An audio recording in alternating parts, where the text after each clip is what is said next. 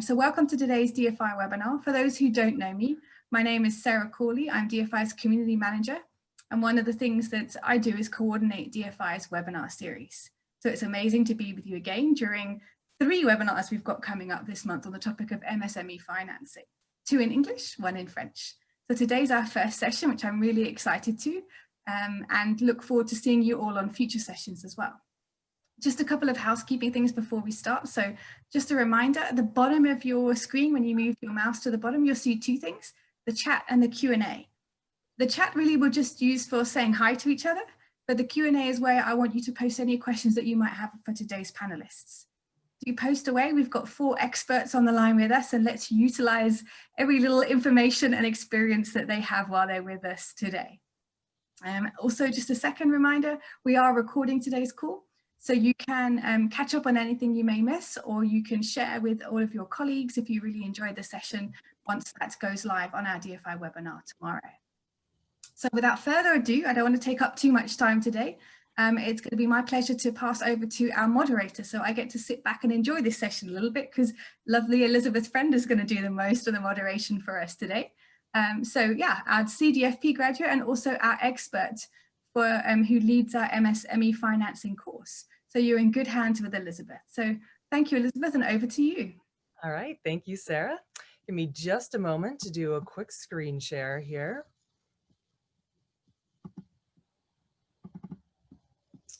Okay, fantastic. All right, let's see, here we go, perfect. Okay. So welcome everyone to today's webinar. I'm really excited to have you all here.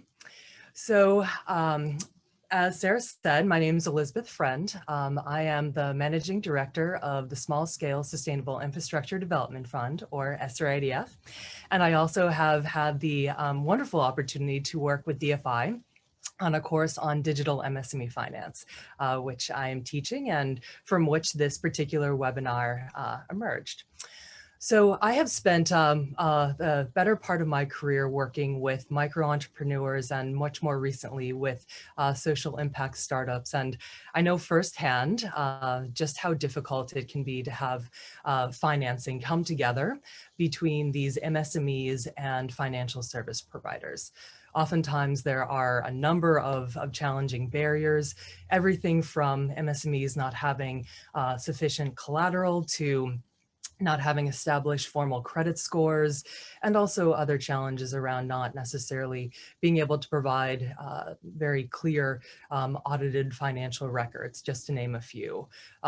Ultimately, this has meant it's been very difficult for financial service providers to find affordable and cost-effective ways to offer financing to MSMEs. And this has created a number of challenges that alternative data and credit scoring are now beginning to address. So this hour is going to be a really great deep dive into a lot of the topics. But to begin, I want to just spend maybe a minute or two to provide a little bit of context about why MSMEs matter so much and to help us better understand, prepare for a discussion that's really going to dive into alternative data and credit scoring. So there is about $5 trillion worth of a finance gap annually for formal MSMEs. Basically, this means that there is a tremendous need, an unmet demand, if you will, for MSMEs out there for financing. It is frequently cited on lots of different surveys and otherwise as really being one, if not the biggest challenge that these enterprises face. From the startup phase to operations as well as growth. And to maybe just put this a little bit in context, there are about, in developing countries, there are about 65 million MSMEs that do not have the financing they need, which is more than 40% of the total. And if we were, of course, to take into consideration informal or unregistered MSMEs, the numbers for the finance gap are even greater. So there's this big question about, well, why does this really matter? So globally, it's been projected that MSMEs make up about 90% of new jobs that are created, and that they also account for perhaps as much as 50% of overall employment. So it means that by not having enough financing come to MSMEs, that globally we are not tapping the full possibility for innovation, and we're also missing out on really important opportunities for financial inclusion overall. So now, coming to what this ultimately means for what's next and really what is possible. I mean, fortunately, over the last number of years, financial services have been increasingly coming online. There has been lots of investment in mobile infrastructure. More and more individuals each year are coming online, getting access to smartphones, the internet broadly speaking. And with this, there has been a huge deluge of data that now we have the technological capabilities to really work with, analyze, process, all for a range of different purposes, including what can ultimately be credit scoring for MSMEs. So earlier I mentioned that there have traditionally been a number of barriers for MSMEs. Before, a lot of financial service providers were very restricted in the types of information that they could access on MSMEs. Oftentimes this was either just the internal data, if the individual happened to have maybe a bank account there, any sort of personal data that they would put forward, and then also if there happened to be some credit data available. But again, this was and still is in many cases just few and far between, and really just not enough for MSMEs that have typically been underserved, underbanked, if you will. So now there's a whole host of additional data points that financial service providers can be tapping into. You can see a couple examples here on the slide that are starting to really show just the magnitude of the promise and potential of what's out there. And so for us to maybe understand really where things are and where it could go, I'd really love to just use this hour to ultimately dive into a lot of the details. And fortunately, we have three really wonderful panelists who are experts and are going to help talk through a number of really relevant topics. Okay, so without further ado, here are our wonderful experts. So Alex, Nicole, and Islam, thank you very much for joining us here today. I'm going to not do each of you justice if I attempt to do your introductions. So I'd love it if you would take a few minutes and talk about your work, your backgrounds, relevant perspectives that you have when it comes to this topic of alternative data and MSME credit scoring. So maybe to begin, let's do maybe reverse alphabetical order here. So Islam, do you want to begin? Thank you very much for having me today. It's a pleasure to talk about this dear topic to my heart. I'm Islam Zikri. I'm the Chief Data Science Officer of the CIB, the Commercial International Bank of Egypt. CIB basically used to be a wholesale financial institution over the past 45 years. And originally was the franchise of Chase in the Middle East. And then a few years ago, they decided to move extremely on the consumer side and focus more on the mass acquisition. And then investing in data science lab was at the cornerstone of this strategy in order to develop a better understanding about potential future consumers. Their shopping habits, their risk appetites, their willingness to pay to the new products, because but at that time there were no clear product range could serve or satisfy the business needs of such customers. So we built the data science lab within the bank to act like a real lab and a real startup within a huge classic financial institution like this. Currently, we have almost 120 data scientists, data engineer, and data governance officers. They are supervising and executing an analytics roadmap that covers multiple tracks. On the top of this is consumer and marketing analytics, risk analytics, financial and economic analytics. We have a good team for optimization and operation research. There is another team for growth hacking and profitability management. The uplift impact of such lab is almost around $400 million plus. So this is the quality of, or the impact of investing in data science within a financial institution. It was a game changer over the past couple of years, to the extent Harvard and London Business School decided to have this as a real business case and a good example for transformation recently, and we shared a lot of global awards in the area of the machine learning and AI and the advanced analytics just recently. We see that data could do a good of things for humanity, so we do data for good in general. This is the slogan of our mission in general, and impact is what drives our team in general to invest in each and every exercise, not only the ROI, in addition absolutely to the ROI. Thank you. Thank you. All right, Nicole. Great, thank you so much. It's great to be here. I appreciate it. I'm the co-founder and CEO of First Access, and it's Nicole van der Tijn. We pronounce it incorrectly here in the United States, even though it's a Dutch name. So I am the co-founder and CEO of First Access, which is a fintech company working across emerging markets. We help lenders digitize and automate their credit products, especially for underserved customers.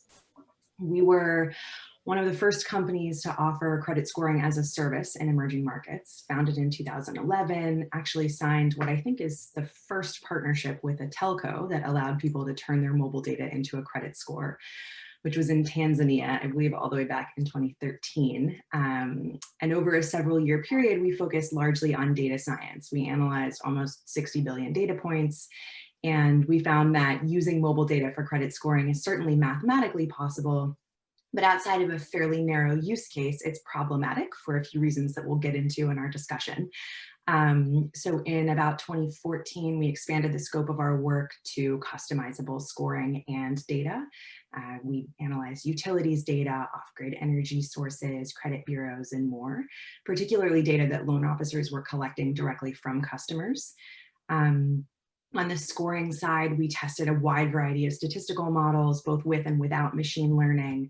And so I have some insights on how that affects accuracy and kind of adoption and trust among staff and organizational management. Let's see, we were able to test the predictive value of all these sources and models, and we found that the loan product really determines which data sources and types of mathematical models are the best fit. And when you do have one of these kind of best fit situations, it will improve profitability for lenders as long as they've already digitized their origination. But over the next few years, for lenders that were still operating on paper, we really found that accurate data and scoring didn't really help them grow faster to help reach all these underserved customers more effectively. So we really found in emerging markets, the factor that limits most lending is usually labor costs that are spent on reaching customers and limiting credit risk. And to make you grow faster, credit scoring really needs to automatically reduce your labor costs for as many loans as possible. And so it's really about, we found it's really more about automation, not necessarily automating everything though.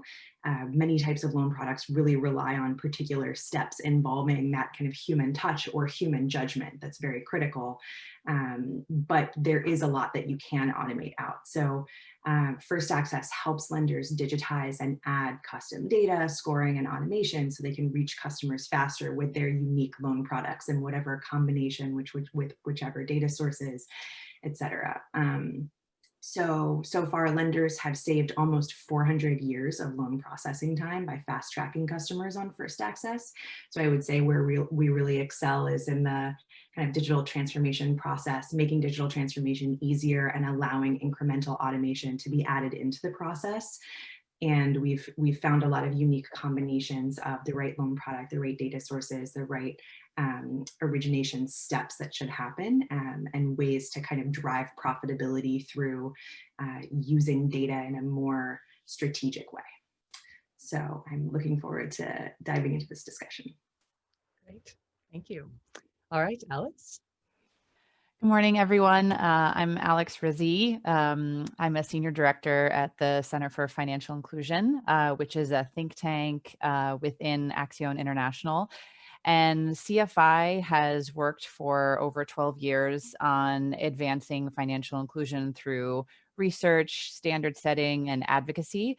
My personal background at CFI has been in its consumer protection portfolio of work, where I helped to manage the creation of consumer protection standards for financial service providers through industry consensus based work, and those standards have been used in the creation of products to certify and evaluate providers on their consumer protection, level of performance. And of course, in matching the evolution of the industry, we have increasingly turned our attention to newer business models, the democratization of data and data trails, what that means for both opportunities, but also we feel for the full potential of financial inclusion to be reached. We also have to think about the risks and the potential pitfalls for consumers.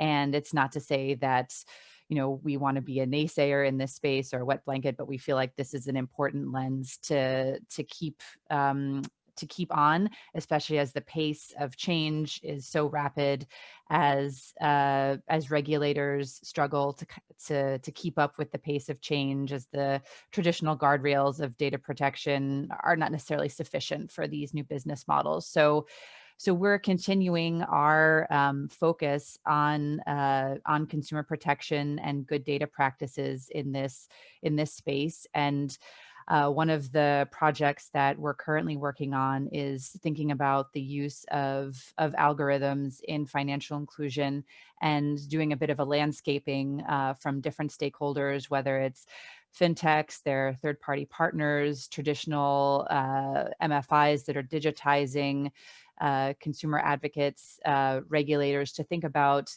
how algorithms are used in financial inclusion, kind of starting with the use case of credit scoring, even though there are many more applications, just to kind of wrap our minds around it and think about where potential risks for consumers might emerge, where potential sources of bias, and what the different stakeholders are currently doing to try to mitigate those risks, where are some of the gaps, and what sort of a framework that we could think about moving forward, because this is such a nascent and new space. We're not going to have all the answers right now, but what are some good practices that we observe from providers?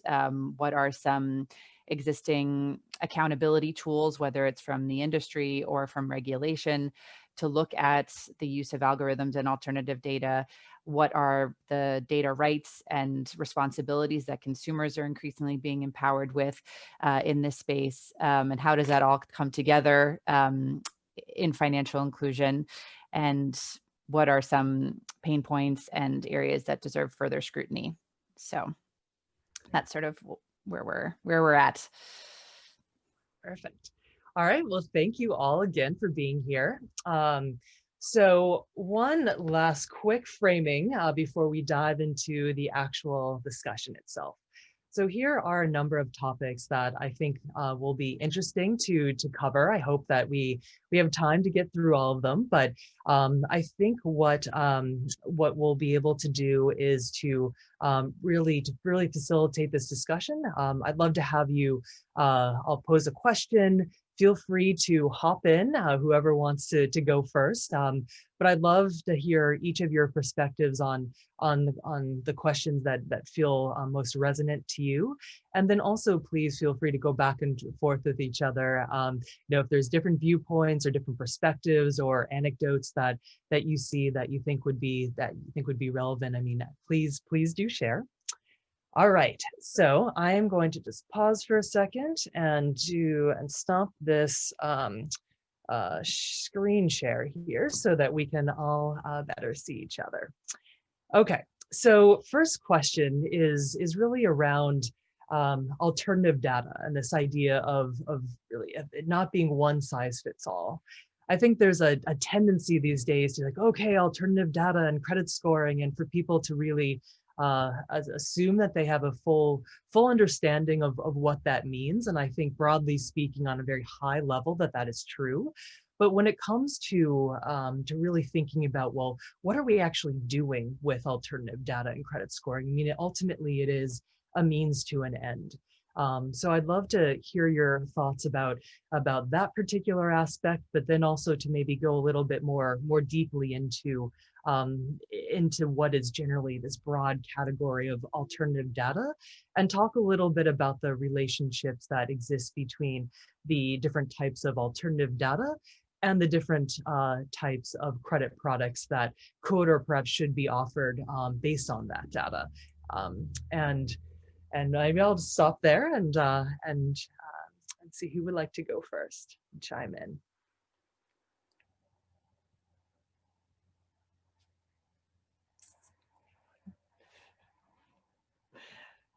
Nobody? Okay. I'll Okay. Okay. Oh, Go ahead. Islam, please. No, please. No. Okay. You move first. Okay, so generally, I want to give a banker experience about how we made the credit decision in general. So technically, when you go as a customer to a bank and apply for a credit limit, regardless what the credit limit is, either a consumer or a credit card or consumer lending, or even if you are a giant company and applying for a loan. So technically, they will ask you for a wide range of information to create that trust about your financial position in general and your ability to pay back. And technically, there is a wide range of segments which is currently untapped or uncovered by financial institutions, not because of funding, they are lacking the funding. The funding is there. I'm operating from Africa, and in Africa, the loan to deposit ratio in most of the banks is around 40 to 50%. So technically, there is still 60% of their balance sheet is not utilized. So technically, it is not a funding issue, but it is lacking that trust protocol, or that information could make you trust the company or the person and grant them the credit. So basically, what we are trying to build here is creating an alternative way to trust the customer. That's why we are looking for an alternative data, because the primarily available financial data is not there. These guys are lacking their audited financial statements.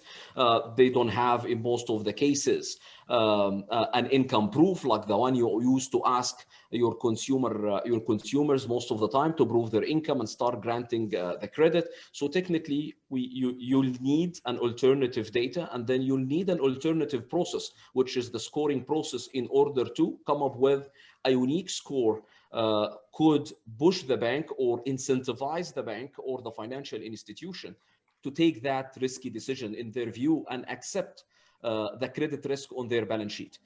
This is basically the alternative data as an alternative data, and why the need for that, why there is a need for that, and the scoring as a process. So technically, yes, I think I agree. It is a means to an end, and it's required, and it's a big opportunity for banks. But at the same time, there is a hefty price for banks to go to such segments, because the operating cost is still excessively high. And at the same time, testing and validating such models is not at the core of the risk management departments within the financial institutions till today. And it's a complete big thing. And I remember when we started introducing a program for Uber, actually, that was Uber or Kareem in Egypt a couple of years ago, we were granting credit for drivers. We've seen the impact. We've seen how that changed their lives socially, even not only financially, and help them to start driving more miles every week and enhance their income. But the acceptance, the credit score acceptance, and availing the data and sharing the data and regulating data exchange protocol was a main pain during this process. So yes, it is a means to an end, and we hope to see more and more applications over the coming few years, because we need this. Yeah, and Nicole, I think you are going to also hop in here. Maybe one thing I would be curious to hear you talk a little bit about is whether or not there's, when you're looking at all the different types of alternative data that exist, if there are certain types of data that seem to be a little bit more appropriate for different types of credit, or maybe even maybe the size of a loan or otherwise. Be interesting to hear your perspectives. Definitely, definitely. I think it almost seems really obvious to say it, but this was really not part of the conversation initially a few years ago around what are the alternative sources of data. And everybody was very focused on predictive value. And just to kind of back up on that concept quickly, the best way to predict future credit performance is past credit history. And the next best way is probably cash flow data if you have a complete picture of cash flows.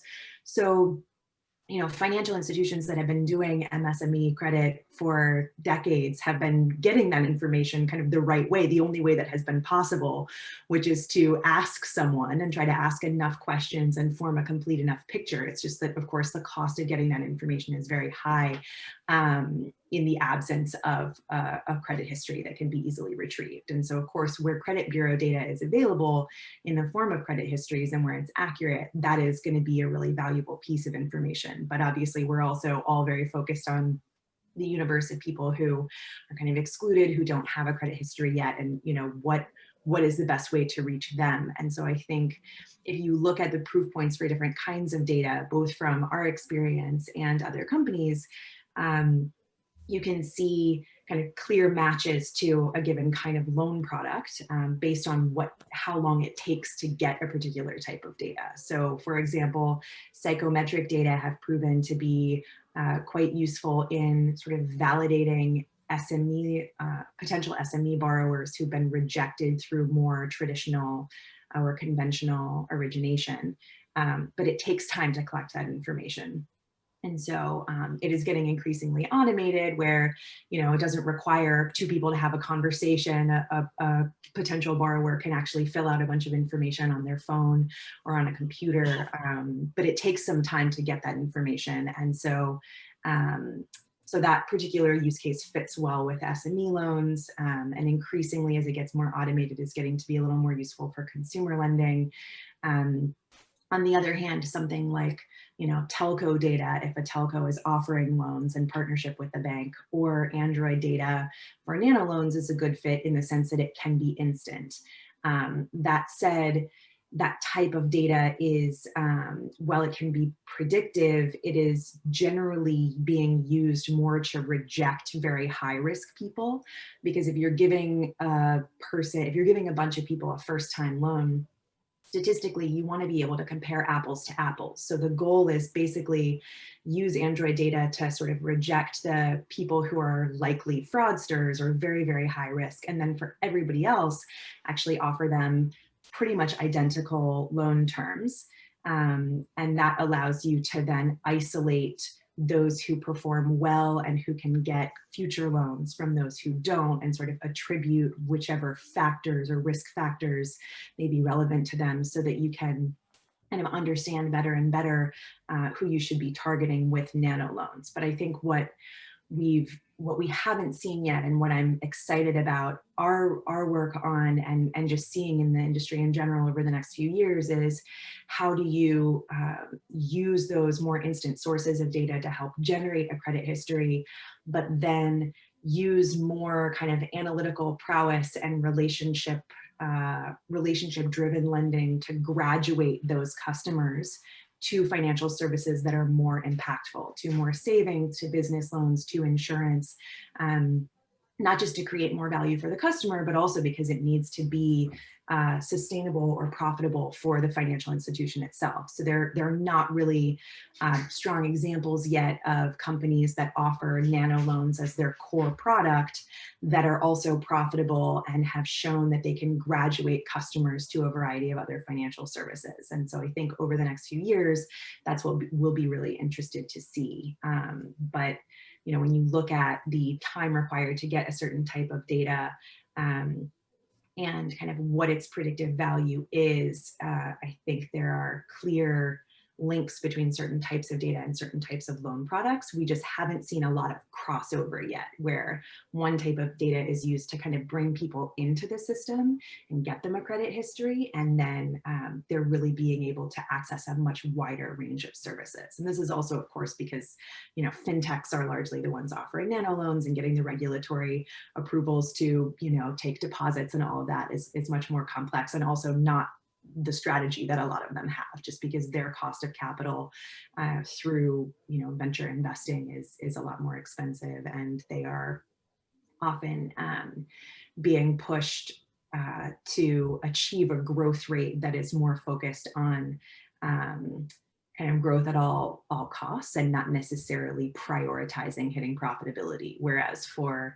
you know, banks and institutions that are more conservative, they need to, you know, have a really clear picture of how profitable a new loan product is going to be before they launch it. And the idea of having something that's going to take, you know, 6 or 7 years to become profitable is not really appealing to a lot of banks. So I think we're going to see more in the next few years of banks thinking about new data sources and customer acquisition strategies as like a loss leader, more of a marketing expense, as opposed to being a completely distinct set of loan products. It's going to be a realization that you want to have a whole bunch of different channels through which customers can reach you, and that the origination process you use just matches up to that customer and that loan product and the sort of risk reward associated with it. So if a first-time borrower wants, you know, a really small loan, absolutely automate that. But if a first-time customer wants, you know, a $15,000 SME loan, you probably want somebody to go do some in-person communication and verification of a few things. And so I think those patterns will start to blend together, where you've got more of an omni-channel approach that allows the origination process to adjust to the customer and what their need is, rather than thinking about this type of data is only for this loan product, this type of data is only for this loan product, and never the twain shall meet, as they say. Thank you. I'm glad you brought up the tension that can exist when it comes to the risk and reward, and really thinking about what that does mean when you're looking at different types of data and the uses. So Islam or Alex, do you have, since we're now diving in a little bit more to risk and thinking about process elements and how one uses different types of data and for different maybe types of loans or sizes of loans, do you have insights or thoughts on this topic as well? Yeah, sure. Just thinking about even definitionally, the research that we've been doing now, talking to different providers about how their data practices and even how they define alternative data. I think if you talked a few years ago, what people would include in that category has changed, I think, dramatically. I think the CEO of Zest AI in the States kind of famously said, all data is credit data. And we were just talking to a fintech last week about how he would define it, a data scientist there. And he said that, you know, alternative data for him is sort of, you know, data is more of a spectrum between the data that he can control, the data that he generates, the data that has a high degree of transparency and not opacity, versus data that comes from third-party sources, data brokers, sources that they don't have control over. Whereas I think a lot of us also think about that spectrum between, you know, traditional data being, as Nicole was talking about, kind of the gold standard of repayment capacity, past financial behavior, and then moving more into the alternative space of phone behavior on phones, the size of your contact list, the number of SMSs you send, your psychometric behavior. And so it's just interesting to see the axes of even how people are defining what alternative data means. Kind of the Overton window is sort of shifting to be more inclusive of what's even considered traditional versus alternative. And our perspective is, I think, the further that providers get away from what might be considered traditional data in terms of financial behavior, past repayment history, cash flow analysis, the more checks and scrutiny need to be placed in terms of the quality of the data itself, where that's coming from, the inferences that are being made and the assumptions are being made, and how, in the absence of the data that you want on, say, income and cash flows, really what are the proxies that you're using, and what are the assumptions that underlie the proxies that you're using? And there needs to be more scrutiny of that at the provider. So if you think about also kind of risk, Nicole was talking about different types of products, and kind of as you know less about a consumer ex ante, maybe you give a smaller loan up front, more of the nano loan, versus a larger loan needing more rigorous understanding of an individual or SME's financial behavior. It's interesting to also see that kind of there are other risk mitigation strategies that lenders are putting into place as well, even for products that you might say that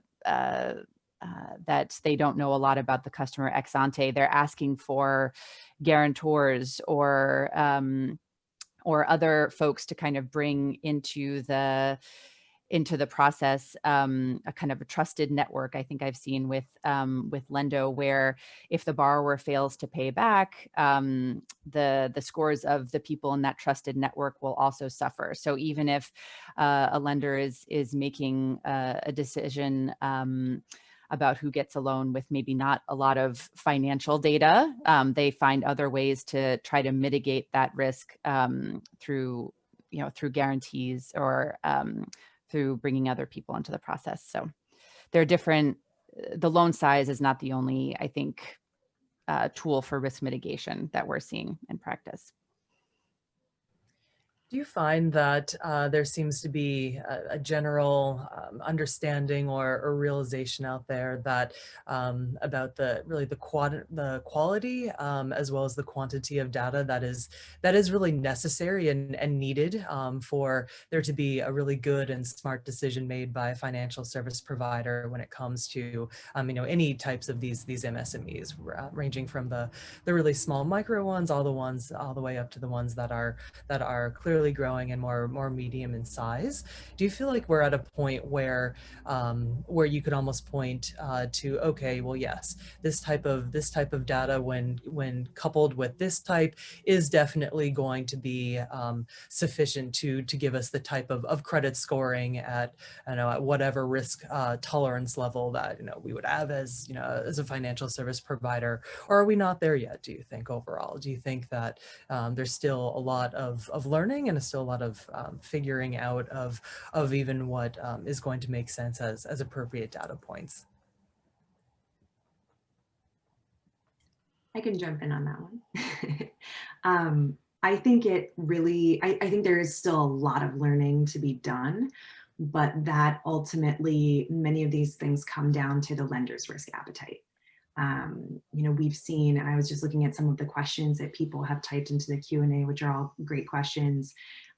We've seen in Latin America for, much longer than the last few years. I mean, really for 20 plus years, as far as I can tell, the growth of partnerships with retailers, where, a sort of stable transaction history at a given retailer, or the presence of someone's profile in a credit bureau that the retailer can retrieve, allows them to partner with a lender and offer consumer credit for things as small as, a pair of sunglasses.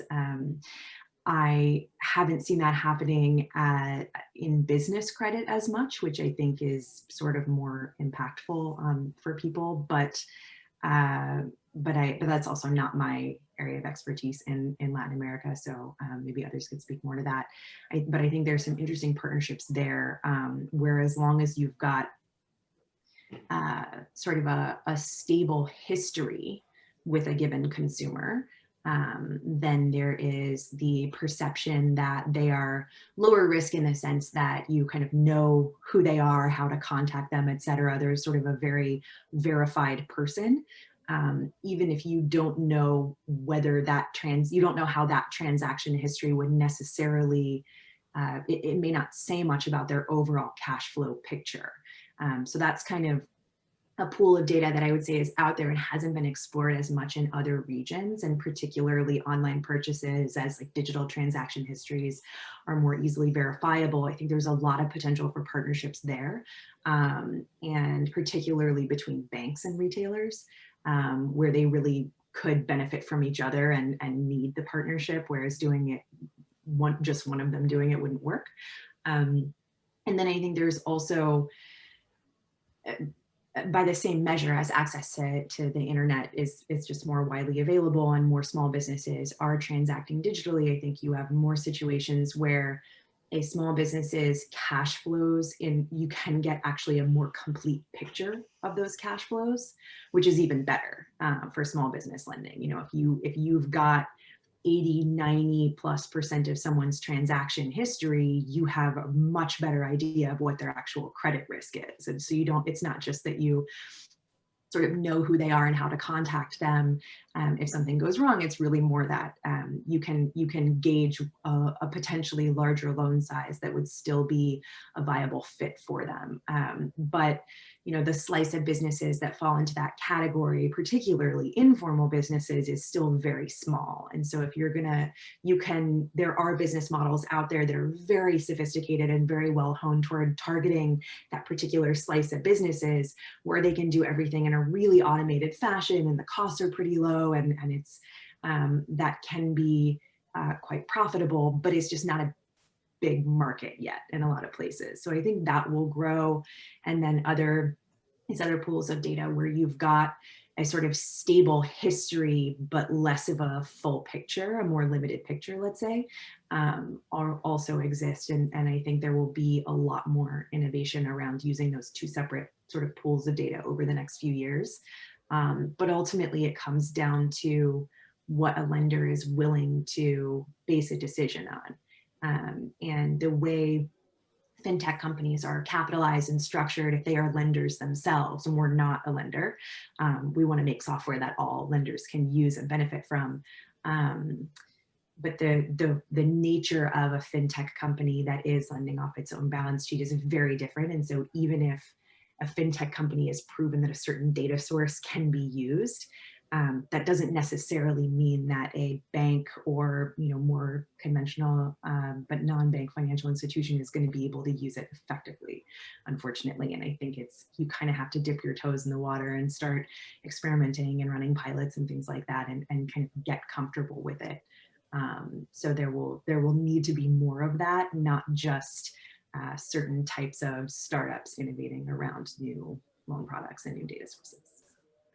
And when you're talking about innovation and really considering new data points and what really it could ultimately show us in terms of credit scoring and otherwise, it does bring up this what's often called this kind of black box question around really what is happening on the back end of credit assessment.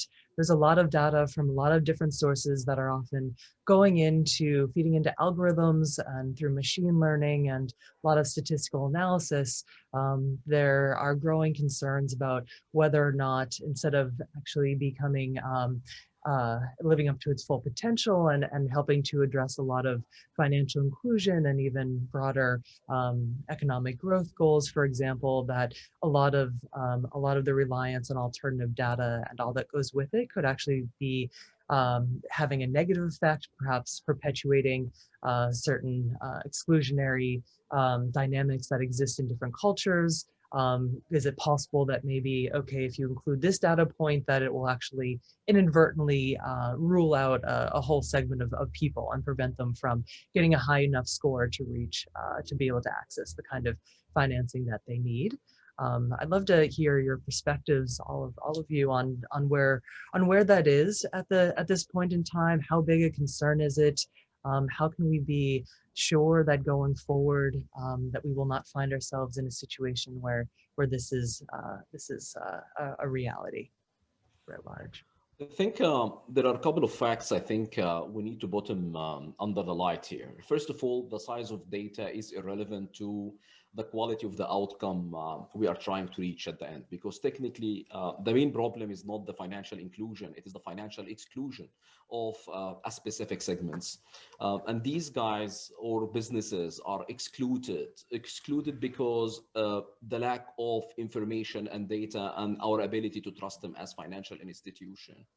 So the sizes data could be a little bit irrelevant for the solution. Another important thing, the number of data points available from even a modeling perspective technically is also irrelevant for the outcome. But I think what we need to do is, because we're still at the experimentation phase, we all experimenting at that front. But I want to give a regulator perspective here and a financial institution perspective, because I've seen this in a couple of questions also. From a regulatory perspective, I've seen this move towards the alternative data. There are a couple of Basel Committee papers issued over the past year and a half, discussing specifically the expected use of the alternative data. And then they were giving a guidelines for the usage of the alternative data. And then within the model risk regulations, or guidelines, they gave also a lot of details around the caveats of using machine learning and AI models versus the typical classical statistical models. So the move on the regulation side, I think it will come because all regulators, all central bankers around the globe, a part of their mandate and a key input for their efficient monetary policies rely on including more customers and including more funds, which is currently outside their ability to manage things in general. On the financial institution side, I think there is no banker on earth would love to lose 70–80% of the population, especially in the African continent. If you look at it, technically we are losing 70–80% of the Africans because there is no trust protocol, there is no score. The alternative data is not only about scoring, also the alternative data will create a lot of opportunities, because the need for those consumers is completely different from those who's currently banked or served by banks. They are completely lacking a very, very long and wide range of products, which is not available for the time being. So the alternative data will generate a second generation of banking products in general. That's something also we need to focus on. Banking industry and financial services in general will face a very, very huge wave of innovation very soon in order to push increase the acquisition power of those organizations. One. Second, increase the efficiency and profitability of such business model, which is currently, because what we see around the globe from interest rate cuts, increasing the risk parameters, or stretching the risk parameters around their balance sheet. I think there must be a way to re-engineer those business models towards more profitability and more acquisition power and more financial inclusive business models in general. Alex, do you have thoughts on this one too, given the scope of your work? Yeah, absolutely. And I think, the idea of financial inclusion goals with this alternative data is very relevant. And I think in the same breath that you say that, these opportunities for thin file customers, people who haven't had formal repayment or histories is definitely expanding the pie. But at the same time, if you think about kind of the socioeconomic reality of a lot of marginalized and excluded demographics, you think about mobile phone ownership among women, internet browsing, the differentials that exist. I think we have the language to talk about it as it relates to gender, but then we're still sort of exploring. And I think we need to do a lot more work to think about what sort of the click streams and data trails are for these marginalized groups that are so important for our financial inclusion goals, and how that translates into the alternative data that's being used by providers to make decisions about who gets access to credit and other services. And from our conversations with different providers, I think they recognize it as as a real concern and something that they are struggling with, and sort of there are different stages in the process where where bias could creep in. And one of the things that we've been working on is if not kind of getting into the black box of the algorithm itself, which is a very hard thing to do. It's proprietary, it's someone's secret sauce. But if you think about the data management practices and the management systems that lead up to that, documenting and justifying where the data sources that you use, where did they come from? What are your assumptions that underlie how that can contribute to expanding the pie? What is the training data set that you're using? How are you monitoring the outcomes of your model in terms of your financial inclusion goals? And what are the kind of adjustments that you make? And that goes beyond the algorithm itself, but sort of the management systems that you put in place as a provider to check on your practices. And I think that's something that we can make a lot of advancements on. And just to say, it's not just financial inclusion that's grappling with these issues. I mean, these issues around inclusion and bias are popping up in all different sectors that are increasingly relying on alternative data and additional data sources. So just to say, it's a struggle, I think, or it's a challenge that a lot of industries are facing. Yeah, great. Okay, so in our remaining time, let's go over to the Q&A here. Give me a minute. Yeah, Sarah, do you want to hop in here? So one of the questions that I found quite interesting was from Siddhartha, who asks, are there any alternative data aggregators available and especially in developing countries like India? So ways in which people can access this data in a slightly easier way, perhaps. I'm not aware of any. I think I know why, business model wise, because it's just a really tough business model to make work. I would expect that India will be one of the first countries that has a viable business doing that. And it's possible they do already, and I'm just not aware of it. If anybody does know of one, please throw it in the Q&A as a response, but I'm personally not aware of it. Look, in general, that front specifically, I think those companies working on generating such credit scores or working on the data science fields in general, they will run data as raw material. It is at the end of the day, you need to monetize the data by creating the right partnerships. So the whole business model depends on creating such partnerships and increase the ROI. Because frankly, if I'm a telco company and I have that huge amount of data, I will not go and sell it for free. I'll be able to make more money by processing or getting into a partnership and create more value about that. So what matters is not the size basically, but the value you could create out of this, and the right partnership could make a hell of things out of that. Yeah. Wonderful. Thank you.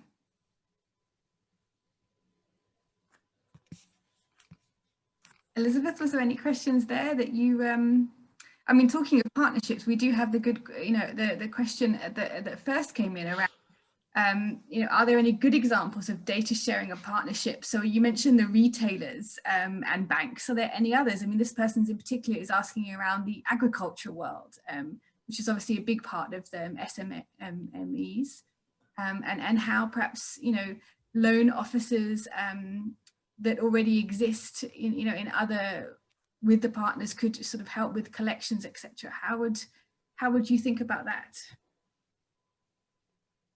I would really love to see that, but I've seen very little of it thus far. We did a 3-year project with MasterCard Foundation in East Africa that involved testing a bunch of different sources that could be useful to agricultural lenders. And that was in 2017 and 2018. I have to say, we really found that despite the fact that there are some interesting data, there's such a big gap between, first of all, there are just not a lot of agricultural lenders. I really would love to see that grow substantially, but there's such a big gap between the data that's available and converting it into something that is viable for lenders. I think Alex made some really great points around bias that can creep into algorithms and around the sort of black box issues that come along with that. But I would say, even in addition to those challenges, there's also just basic challenge of adoption.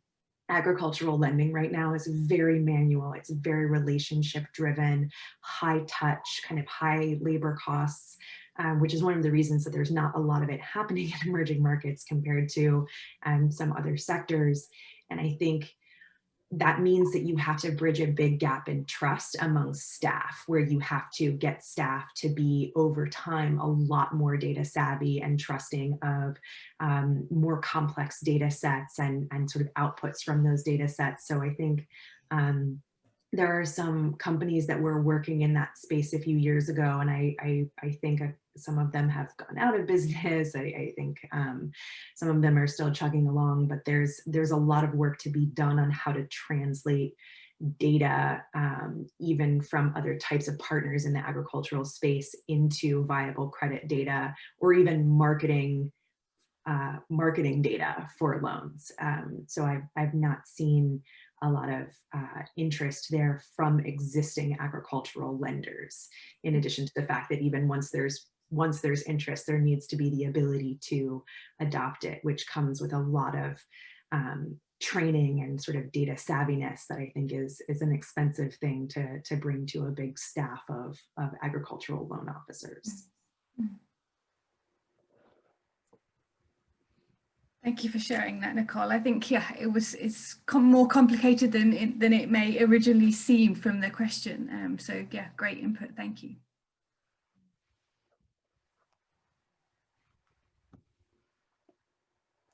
So do we have time for one more question, Sarah? I think we've got time for one more. I'll let you pick, Elizabeth. Okay. Or Alex, Nicole, and Islam, if you have the Q&A open, do you see a question there that you are particularly interested in addressing? Well, I love talking about consumer protection. So there was a question about the common CP issues, and I think we talked about some of them just now in terms of, fair treatment and scrutinizing the data sources and the assumptions, and thinking about what practices are feasible really to ask providers to do short of getting under the hood of the algorithm. I think data privacy and consent is another big issue in terms of consumers understanding what they're consenting their data to be used for. A lot of the emerging kind of omnibus data protection regulation, which I think will be a big feature. And looking forward, in the next few years, a lot of markets are adopting those. Still hinge on an informed consent from a provider to be able to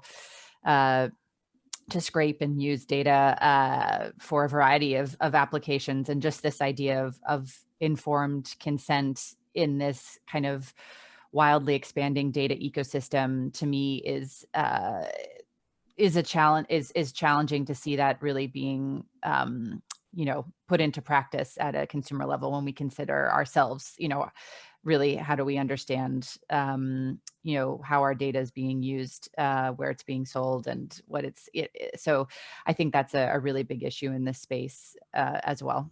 So those are two that we're looking into.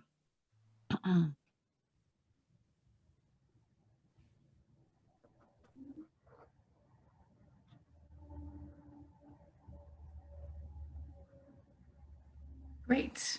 Any other comments on the consumer protection issue, or shall I start to wrap up the session?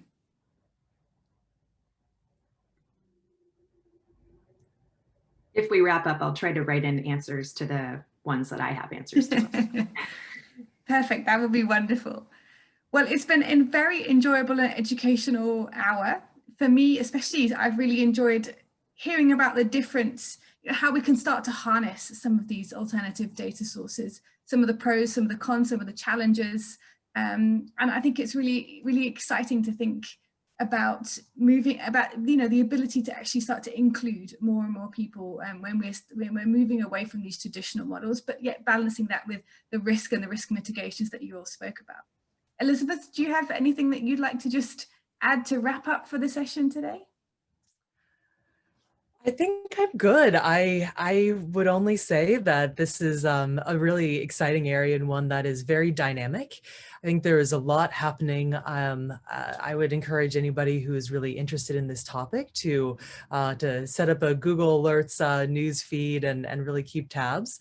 I think there's a lot of very interesting new business models, new technical guides and approaches that are being put out that will help anybody who's interested in really understanding a lot of the underlying processes involved in actually doing alternative credit scoring to latch onto and benefit from. But I think that is everything. Wonderful. Well, thank you so much, Elizabeth, to Alex, to Nicole and Islam. I've really enjoyed the hour. Thank you for spending the time with us and sharing your expertise. Thank you to all the attendees that joined us and put some wonderful questions in the Q&A. And for those who've really enjoyed, again, it'd be lovely to see you at the upcoming other webinars focused on this topic in the future. We'll send you all an email with the links there so you can sign up. And I've also put into the chat the link to the DFI course, which we talked about earlier, our MSME financing course for those who would like to learn a little bit more than the depth that we can get into in the webinars. But it's been a really wonderful afternoon, or for me anyway, an afternoon, but I hope you've all enjoyed the hour and I look forward to seeing you all in a webinar again soon. Thanks so much. Thank you very much. Thank you. Thank you. Bye-bye.